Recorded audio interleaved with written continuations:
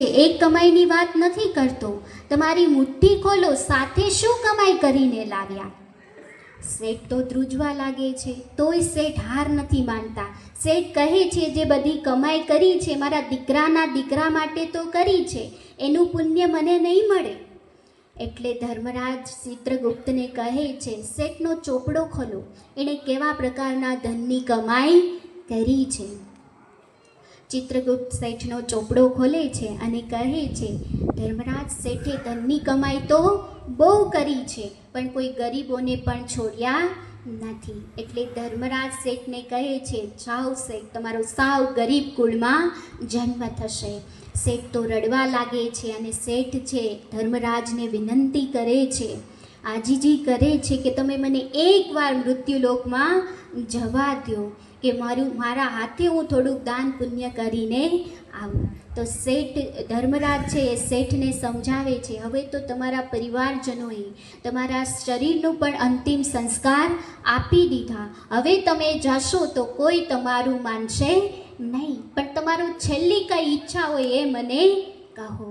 તો ધર્મરાજને શેઠ કહે છે, મારી છેલ્લી એ જ ઈચ્છા છે, મેં જે ભૂલ કરીને મારા જેવી ભૂલ બીજું કોઈ ન કરે. ધર્મરાજ શેઠને સમજાવે છે, જો શેઠ, તમારા ઘરની અંદર અનાજ પડ્યું હોય અને એને તમે ઉગાડો નહીં તો એમાં વૃદ્ધિ થતી નથી, એ તો બગડી જાય છે. તો આપણી પાસે પણ સ્થૂળ સંપત્તિ બહુ છે, પણ આપણે એને સારા કાર્યની અંદર લગાવશું નહીં તો એ ધનની અંદર વૃદ્ધિ થતી નથી, આમને અહીંયા જ પડ્યું રહેશે, કાંઈ આપણી સાથે આવવાનું નથી. અને જો દાન પુણ્ય કર્યું હશે તો એ શ્રેષ્ઠ કર્મ તમારું બની ગયું, અને એ શ્રેષ્ઠ કર્મ છે આપણી આત્મા છે એ સાથે લઈને જાય છે. ત્રીજો ભય છે એ મૃત્યુનો ભય લાગે છે. કોઈ પણ આત્મા છે જે જીવનના છેલ્લા શ્વાસ લેતી હોય, તેના પરિવારજનો બધા એની પાસે જ બેઠા હોય છે. શ્રીમદ ભગવદ્ ગીતાજીના શ્લોક 2 મિનિટ પરિચય આપો, ખાલી વિદ્યાલય 2 મિનિટ જ ખાલી. ઓમ શાંતિ. આમ તો તમે બધા ઓમ શાંતિના નામથી તો ઓળખતા હશો. અહીંયા લીલિયામાં જે રહેતા હોય હાથ ઊંચો કરો, અહીંયા લીલિયામાં જ રહેતા હોય. આમ તો તમે સાંભળ્યું જ હશે, પણ 2 મિનિટ ખાલી ટૂંકમાં પરિચય આપું કે આવી રીતે સફેદ સાડીમાં બહેનો છે એ સેવા કરતા હોય, પ્રવચન કરતા હોય, તો આ શું જ્ઞાન છે, કોને યાદ કરતા હશે? આ કોઈ ધર્મ હશે, મઠ હશે, પંથ હશે, સંપ્રદાય હશે? આપણે મનની અંદર પ્રશ્ન થાય. તો 2 મિનિટ ટૂંકમાં પરિચય સાંભળીએ કે આ સંસ્થાનું પૂરું નામ પ્રજાપિતા બ્રહ્માકુમારી ઈશ્વરીય વિશ્વવિદ્યાલય છે. આ કોઈ ધર્મમઠ પંથ સંપ્રદાય નથી, પણ આ એક સ્કૂલ છે કે જે પરમ શક્તિ, પરમ સત્તા, પરમાત્મા શિવે ખોલેલી આ એક વિદ્યાલય છે. અને આ વિદ્યાલયની અંદર બધા જ ભણી શકે છે. અહીંયા કોઈ જાતિ, જ્ઞાતિ, ધર્મના ભેદભાવ હોતા નથી. જેવી રીતે સ્કૂલની અંદર બાળક ભણતું હોય તો એનું લક્ષ્ય છે કે મારે ભણી ગણીને ડૉક્ટર, વકીલ, એન્જિનિયર બનવું છે, તો એવી જ રીતે આ સ્કૂલનું પણ લક્ષ્ય છે મનુષ્યમાંથી દેવતા બનવાનું. કારણ કે આ સ્કૂલની અંદર સ્વયં પરમાત્મા શિવ શિક્ષક બની અને ભણાવી રહ્યા છે.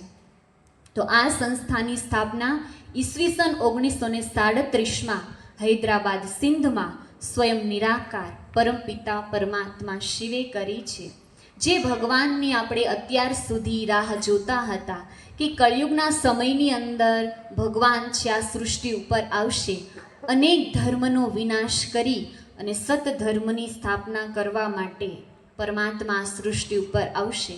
હકીકતમાં એ પરમાત્મા સૃષ્ટિ ઉપર આવી ચૂક્યા, જેના 90 વર્ષ થઈ ચૂક્યા છે, અને એ જ ભગવાને ગુપ્ત રીતે આ બ્રહ્માકુમારી સંસ્થાની સ્થાપના કરી છે, જેમાં અમારી જેવા 50,000થી પણ વધારે બ્રહ્માકુમારી બહેનો કે પ્રભુ પિતાને પોતાનું જીવન સમર્પિત કરી અને આજે દેશ વિદેશોની અંદર જન જન અને મન મન સુધી ભગવાનનો એક દિવ્ય સંદેશ પહોંચાડી રહ્યા છે કે ગુપ્ત રીતે આવેલા ભગવાનને ઓળખો.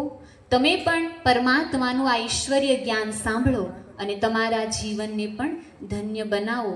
તો આપ સર્વને પણ ઈશ્વરીય ભાવભર્યું નિમંત્રણ છે, જે અહીંયા પણ આપણા લીલિયા શહેરની અંદર જ્ઞાન ગંગા વહી રહી છે.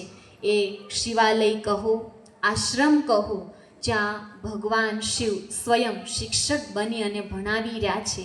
આ કોઈ બીજું કોઈ જ્ઞાન નથી, પણ પરમાત્મા શિવ છે એ જેને યાદ કરવાની એક સહજ વિધિ અહીંયા શીખવાડવામાં આવે છે, જ્યાં આત્માને પરમાત્મા સાથે જોડવાની સેવાઓ થઈ રહી છે.